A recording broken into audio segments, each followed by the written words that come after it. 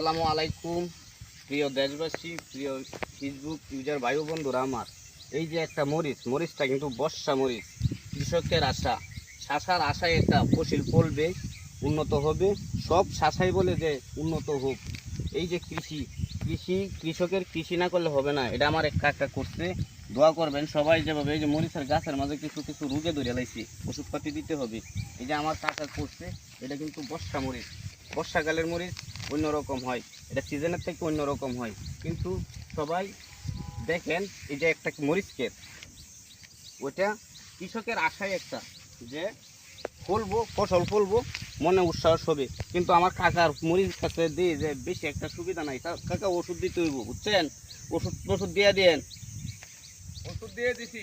ওষুধ দিচ্ছেন? যে কালকে দিছি। বৃষ্টি মনে হয় রাত্রে নিয়ে গেছে গা। দিতে গেলে কিন্তু যত্ন কত দেন। ওষুধ দিব? হ্যাঁ, কত ওষুধ দিব করনে? এই ফসল বলাইলে এখন তো যে কোনো জিনিস ওষুধ ছাড়া হয় ডেলি না। দিতাছি, ডেলি চায় তো না, বৃষ্টি নেই গা।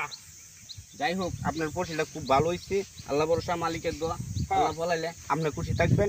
কৃষক যদি খুশি হয়, ফলনে খুশি হবে। ফলন যদি না হয়, কৃষকের মন ভালো থাকে না।